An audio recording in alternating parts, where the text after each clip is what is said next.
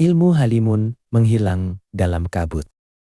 Malam itu, kabut turun terlalu cepat. Bukan kabut biasa, bukan kabut dingin yang menenangkan. Ini kabut yang menelan suara. Orang terakhir yang melihatnya bersumpah, ada seseorang berjalan masuk ke dalam kabut itu dan tidak pernah keluar lagi. Yang tersisa hanya jejak kaki yang tiba-tiba berhenti di tengah tanah basah, seolah-olah tubuhnya lenyap. Dan yang lebih mengerikan, beberapa warga bilang mereka masih melihat bayangan orang itu berjalan di dalam kabut, tapi tidak pernah benar-benar ada. Ini bukan sekadar cerita hilang biasa. Ini tentang ilmu kuno yang membuat seseorang bisa menghilang. Dan sekali kamu masuk ke dalamnya, kamu mungkin tidak akan pernah kembali.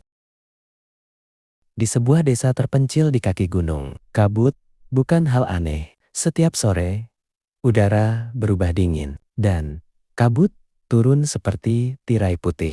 Tapi warga di sana tahu satu hal, tidak semua kabut aman. Mereka menyebutnya halimun, larangan. Kabut yang datang tanpa suara, kabut yang tidak mengikuti arah angin. Kabut yang seolah punya kehendak sendiri. Orang tua di desa itu selalu berpesan kalau kabut turun terlalu cepat, jangan keluar rumah. Kalau kamu melihat seseorang berdiri di dalam kabut, jangan dipanggil. Karena bisa jadi itu bukan manusia lagi.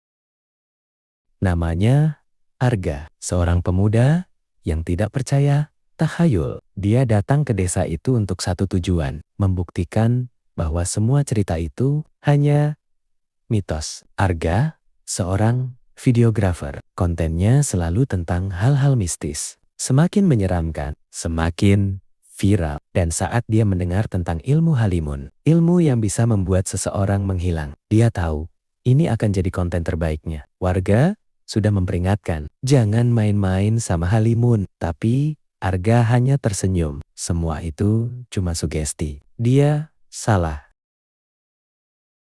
Di desa itu, ada satu orang yang tahu tentang ilmu halimun. Seorang lelaki tua yang tinggal di pinggir hutan. Namanya tidak pernah disebut. Orang-orang hanya memanggilnya si penjaga kabut. Arga menemuinya. Awalnya, lelaki tua itu menolak bicara. Tapi setelah Arga menunjukkan niatnya, lelaki itu hanya berkata pelan, "Kalau kamu belajar ilmu ini, kamu tidak hanya menghilang dari mata manusia." Ia berhenti, tapi juga dari dunia mereka. Arga tertawa kecil. Justru itu yang saya mau. Kesalahan kedua. Ilmu halimun bukan sekadar trik. Ini bukan sulap. Ini adalah perjanjian. Tarpa untuk bisa menghilang, kamu harus melepaskan keberadaanmu secara perlahan. Langkah pertama, berpuasa di dalam kabut. Langkah kedua, tidak boleh berbicara selama 3 malam. Langkah ketiga, masuk ke dalam kabut sendirian dan tidak menoleh ke belakang. Tidak peduli apa yang kamu dengar. Tidak peduli siapa yang memanggil. Karena yang memanggilmu mungkin bukan manusia.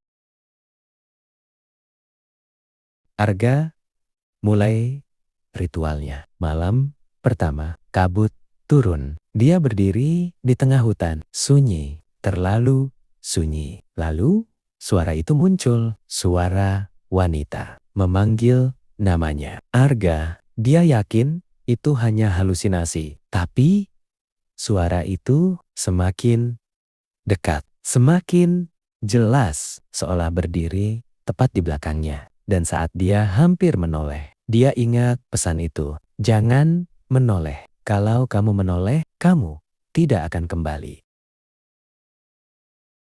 Kabut lebih tebal, dingin menusuk tulang. Arga mulai merasa dia tidak sendiri. Bayangan bergerak di dalam kabut. Bukan satu, banyak, seperti orang-orang yang tersesat, yang tidak pernah keluar. Dan di antara mereka, ada yang berhenti menatapnya tanpa wajah.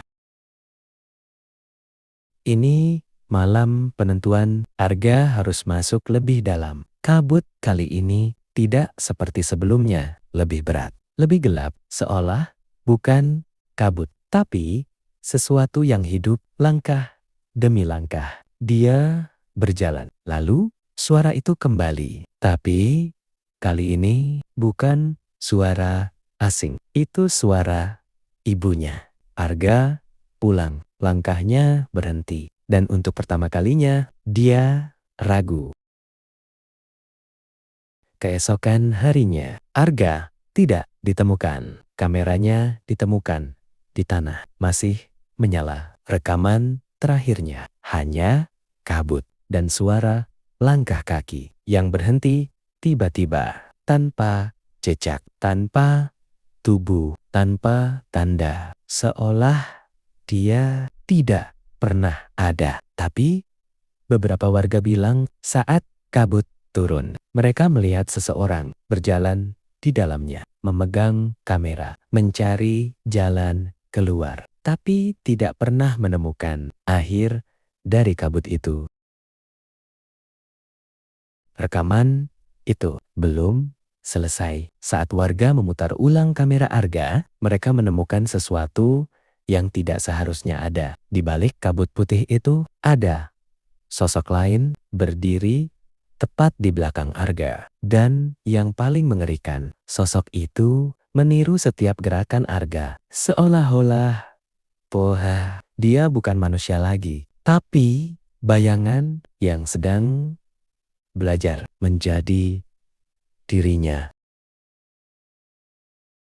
Kamera Arga disimpan oleh kepala desa. Tidak semua orang diizinkan melihatnya, karena setiap orang yang menonton mengalami hal yang sama. Malam harinya, mereka bermimpi kabut. Dan di dalam mimpi itu, mereka melihat Arga berjalan tanpa arah dengan wajah kosong. Seperti seseorang yang sudah lupa siapa dirinya. Sampai akhirnya satu orang nekat. Dia memperbesar rekaman itu, frame demi frame, dan di detik ke-47 dia menemukan sesuatu. Wajah di belakang Arga, bukan manusia. Itu seperti wajah yang setengah jadi, seolah-olah sedang dibentuk. Setelah kejadian itu, kabut di desa mulai berubah. Datangnya lebih sering, lebih lama, dan lebih dekat. Beberapa warga mulai mendengar suara, bukan dari luar, tapi dari dalam rumah mereka sendiri. Langkah kaki di tengah malam, bisikan yang memanggil nama mereka. Dan satu persatu, orang mulai menghilang tanpa jejak, persis seperti Arga. Seorang pemuda lain, Raka, dia sahabat Arga, dan dia tidak percaya Arga sudah mati. Dia kembali menemui lelaki tua, si penjaga kabut. Kali ini, lelaki itu tidak menolak. Dia hanya berkata, temanmu belum mati. Raka terdiam, tapi dia juga tidak hidup. Lelaki itu melanjutkan, dia sekarang bagian dari kabut.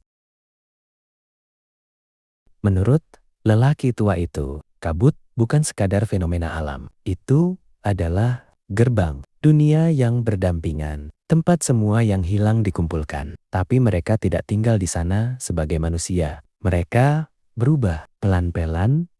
Nah, ingatan mereka dihapus. Wajah mereka dilupakan. Dan yang tersisa hanya keinginan untuk keluar dengan cara apapun.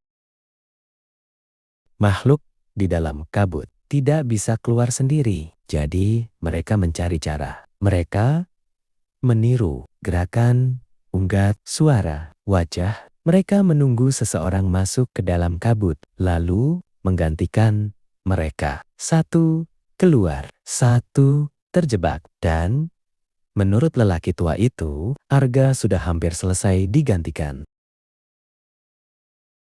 Raka nekat, dia ingin masuk ke dalam kabut untuk menarik Arga keluar. Tapi ada syaratnya. Dia harus menemukan Arga sebelum Arga kehilangan ingatan sepenuhnya. Karena kalau itu terjadi, yang keluar nanti bukan Arga lagi.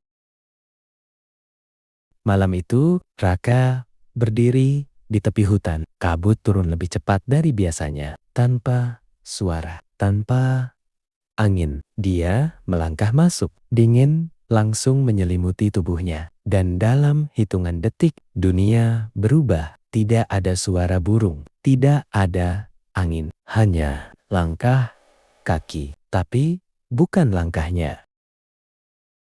Di tengah kabut, Raka melihat seseorang memegang kamera. Diam menatap kosong. Itu Arga. Tapi saat Raka memanggil, "Gak, kita pulang." Arga tidak menjawab. Perlahan Arga tersenyum. Tapi senyumnya terlalu lebar. Terlalu bukan manusia. Dan dari belakang Arga muncul satu lagi sosok. Wajahnya sama persis dengan Raka.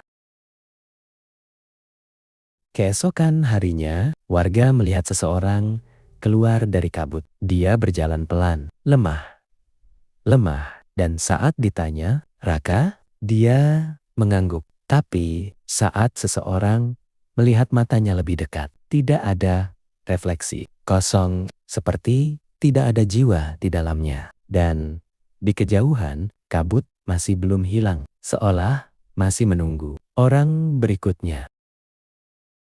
Dia memang keluar dari kabut, tapi bukan berarti dia selamat. Karena sejak hari itu, tidak ada satupun orang yang berani menatap matanya terlalu lama. Bukan karena takut, tapi karena sesuatu di dalam dirinya akan menatap balik. Dan saat itu terjadi, kamu akan merasa seperti sedang dipanggil masuk ke dalam kabut.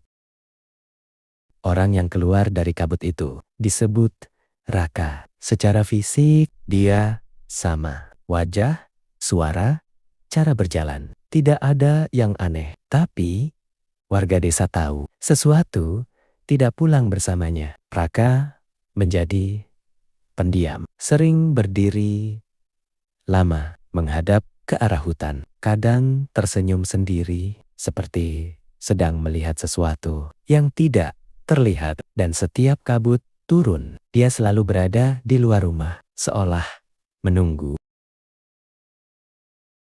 Beberapa hari setelah Raka kembali, kejadian aneh mulai muncul. Seorang anak kecil berkata, dia melihat Raka berdiri di dua tempat sekaligus. Satu di halaman rumahnya, dan satu lagi di dalam kabut menatap ke arah yang sama. Seorang ibu bersumpah dia mendengar suara Raka memanggil dari luar rumah, padahal saat pintu dibuka tidak ada siapa-siapa. Hanya kabut yang semakin tebal. Kamera milik Arga akhirnya dibuka lagi. Kali ini oleh Raka sendiri. Dia menonton rekaman terakhir itu sendirian, tanpa ada yang tahu. Dan saat rekaman hampir selesai, sesuatu muncul. Bukan Arga, bukan bayangan sebelumnya, tapi sosok yang memegang kamera dari sisi sebaliknya. Seolah ada dua dunia dan dua kamera yang saling merekam dari dalam kabut. Dan di salah satu frame terakhir, terlihat jelas Arga masih di sana, menatap keluar, memukul sesuatu, seperti kaca tak terlihat. Raka akhirnya kembali menemui si penjaga kabut, dan untuk pertama kalinya, lelaki tua itu terlihat takut. Dia menatap Raka lama, lalu berkata pelan, "Kamu bukan yang keluar." Raka tersenyum, pelan, dingin. "Aku yang dipilih." Lelaki tua itu mundur, karena dia tahu yang berdiri di depannya sekarang bukan manusia, tapi sesuatu yang berhasil keluar dari dalam kabut. Di malam, saat Raka masuk ke dalam kabut, dia memang menemukan Arga, tapi Arga sudah hampir hilang. Ingatan wajah, bahkan suaranya mulai terkikis. Dan di saat itulah makhluk di dalam kabut menawarkan pertukaran. 1 keluar, 1 tinggal. Raka mencoba menarik Arga, tapi Arga justru mendorongnya, bukan untuk menyelamatkan, tapi karena Arga tahu kalau dia keluar, yang kembali bukan dirinya lagi. Jadi Raka yang digantikan. Sejak saat itu, kabut tidak hanya muncul di hutan. Ia mulai masuk ke desa, ke jalan, ke rumah, dan setiap kali kabut turun, selalu ada satu orang yang melihat seseorang yang dikenal berdiri di dalamnya, memanggil, mengajak, menunggu, dan semakin banyak orang yang tidak kembali. Di sisi lain, di dalam kabut, Arga masih ada, tapi bukan seperti dulu. Dia mulai lupa namanya, mulai lupa wajahnya sendiri. Tapi satu hal yang masih dia ingat, dia harus keluar dengan cara apapun. Dan setiap kali ada orang masuk ke kabut, dia mendekat, meniru, menunggu momen untuk menggantikan. Beberapa bulan kemudian, desa itu ditinggalkan, kosong, sunyi. Tapi kabut masih datang. Dan suatu hari, seorang pendatang baru melewati daerah itu. Dia berhenti karena melihat seseorang berdiri di pinggir jalan, memegang kamera, melambai pelan, seperti meminta tolong, dan tanpa sadar dia melangkah mendekat, masuk ke dalam kabut. Kalau kamu suatu hari melihat kabut turun terlalu cepat dan seseorang berdiri di dalamnya, jangan percaya apa yang kamu lihat, karena mungkin itu bukan orang yang ingin keluar, tapi sesuatu yang ingin menggantikanmu. Dan sekali kamu masuk ke dalam halimun, dunia mungkin masih ada, tapi kamu sudah tidak lagi menjadi bagian darinya.